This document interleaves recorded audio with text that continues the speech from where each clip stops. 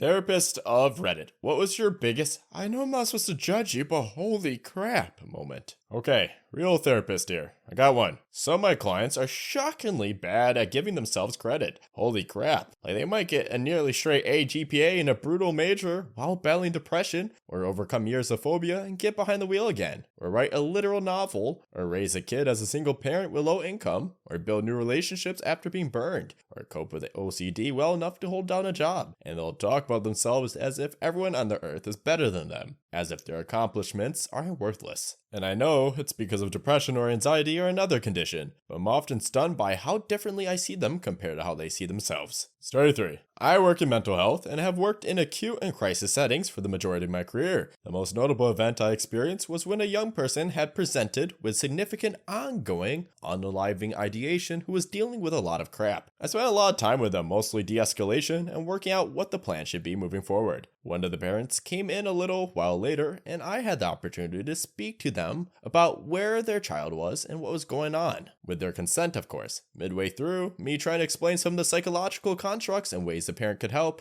they said to me, "Is this going to take much longer? I have a show to go watch." All I can say is, I never judge my patients. I've never walked their path or viewed the world through their eyes, but the people around them who perpetuate the suffering of the people I work with through their ignorance, malice, and selfishness, I judge them. Story 4. During my training, I was asked how would you feel if a client were to come to you and admitted they were a P that was on the edge of committing seriously horrific acts. Could you see that person as another human being that needed help? Or were your personal feelings about the abhorrent behavior too strong? This factor led some people to not continue my course on to the next level. But it really illustrates the level of non-judgment needed in this field. We all have our own personal feelings, of course, but these get talked about in supervision. Story 5. When I was underage, I got caught with a drink on Berber Street and got a minor in possession. I was telling my therapist about it and said that the police caught me with a hand grenade in New Orleans. He didn't realize that a hand grenade was a type of drink. And it was funny to watch him try to process that his patient might have just casually told him that he had just been caught with a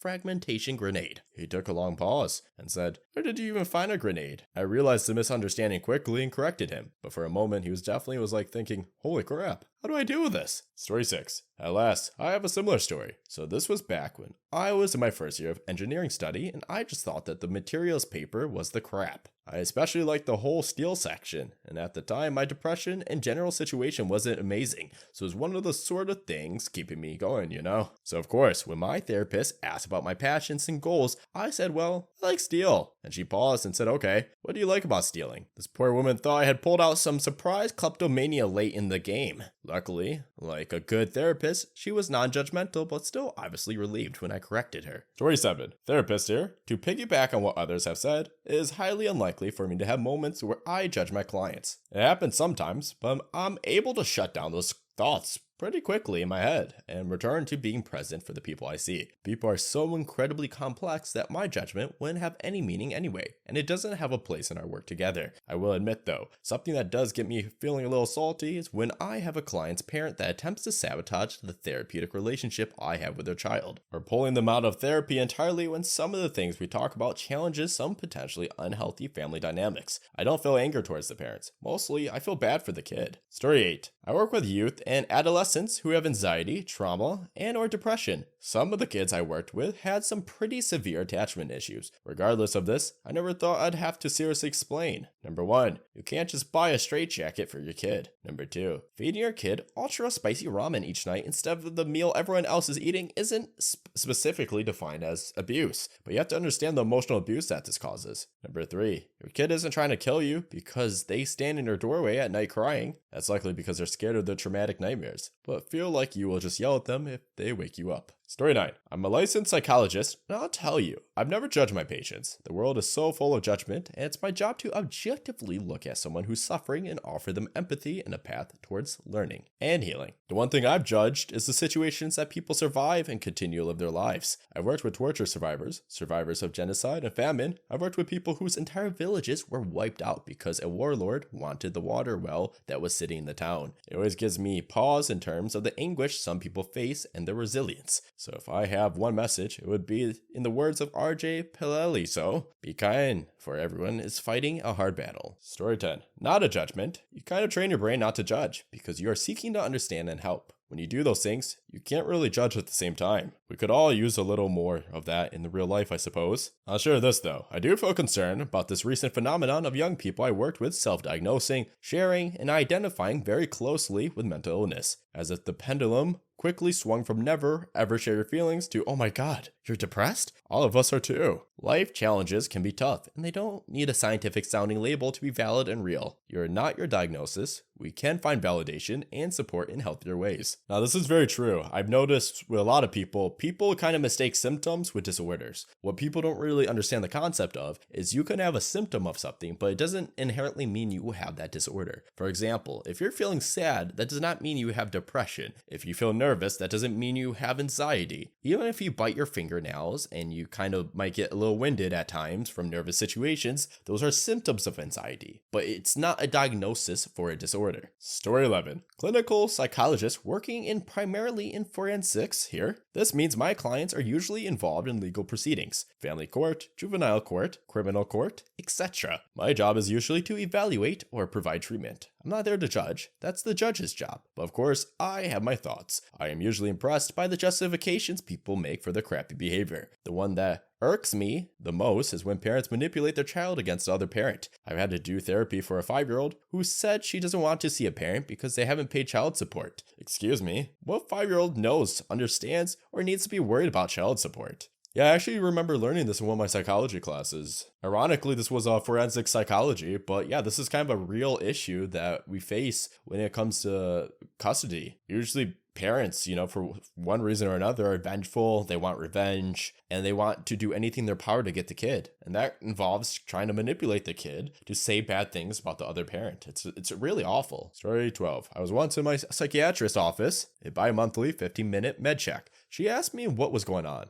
more as conversation. I told her that in the last 6 weeks, my 3 elders, aunts, and 2 uncles I was guardian for had died, one right after the other. My wife had a heart attack, my daughter attempted to unalive herself, and my mom broke her hip and had laid on her floor for a week before being found. She drank and ate from the dog's bowls. I got that call within 10 minutes of setting up the last funeral. She stopped the meeting, got on the phone with a therapist in the office next to her, and had her postpone her next meeting to speak with me. I was so effed up. I had no idea. I think she saved my life. Story 13. I feel like a lot of the comments saying that they never judge their clients might be working in voluntary services, or they've been very fortunate in their client base. Judgment isn't an inherently bad thing. It's how we know that murdering people is wrong. So when a convicted P client told me, nothing gets me going like a pair of little girl, yeah. You better believe I judged the F out of him. I continued to work with him, and I treated him with compassion and respect because he's a human being worthy of both. I did my job because I'm a professional, but I can't honestly say that I didn't judge him. I judged that he could never be around children. I judged that he's not ready for a change. I judged that his access to his own daughter should be closely supervised. That's a lot of judgments. Understanding your own inherent biases and how they influence your work is a very important part of training and practice. Story 14. Patient's side here. I have been seeing a therapist for a few months to help with chronic depression and self-harm with some pretty intense unalive ideation. I had tried Surprax in the past, didn't like the side effects and put it down, but I was ready to try something new to supplement therapy. Everyone within earshot was calling, Wellbutrin a miracle and lifesaver, so I figured I'd give it a shot. Since my therapist couldn't prescribe drugs, I got an appointment with a psychiatrist. My first appointment, I explained what I've got going on, what I'm doing to work on it, and what I'm looking for in seeing him. I do a pretty good job holding myself together in public. I dress myself, I hold down jobs. At that point, I lived on my own, now living with my partner, all in all. I've got a well-polished mask.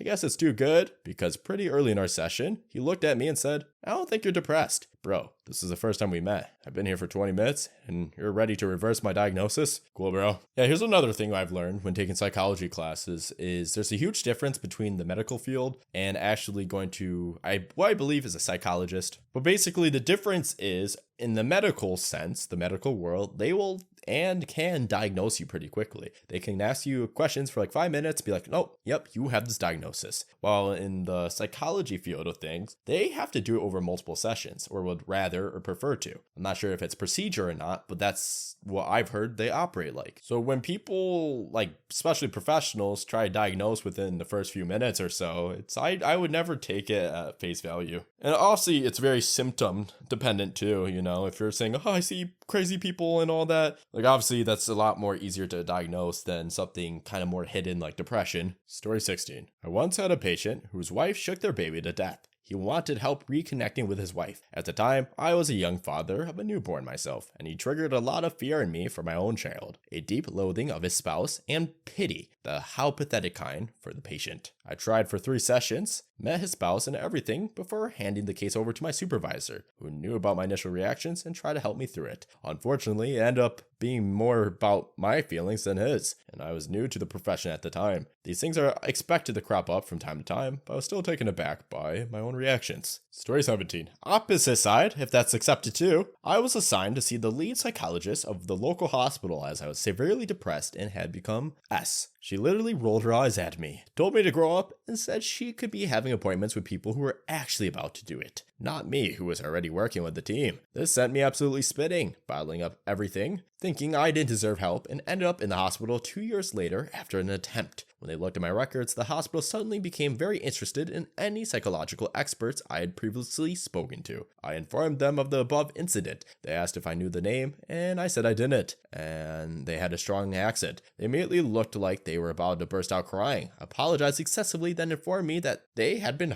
fired like a year ago. No idea how many people were affected by that therapist. Story 18. My mom was a psychologist, and she passed away, and those 2 stories are decades old. The first story being, after 2 years of sessions, one lady still felt she wasn't able to overcome her dog's ears. Failed surgery. Your dog needs to have a certain specific trait to be able to do dog shows. Hers had flappy ears when pointy ones were required. There was obviously an underlying personality problem, but even though the lady really wanted to pursue therapy further, she refused to work / talk or address anything else. Number 2. Parents of a troubled child, which turned out to be the problem themselves. Total refusal to do any kind of introspection, try to convince everybody, CPS, police, psychologist, doctor, the kid was the problem, complained the kid was, a teenager at that point, by growing too fast and costing money to feed and clothe. He had smashed a TV with an axe, turns out they hadn't speak or pay attention to him in several years, and they spent 99% of their free time watching TV. The kid had no behavior problem, great in school, very calm. He just reached a point where he couldn't stand being ignored any longer, so he had what she called a fried green tomatoes moment. Parents dismissed their responsibility. The only problem they saw was the whack TV. Kid got emancipated at 16 and moved the F out of there. She had a private practice, and the only time she expressed any judgment was when someone seeked therapy but refused to do any work or partake in the process. Paying a therapist is not paying someone to agree with you. You need to show up. You need to at least try. Story 19.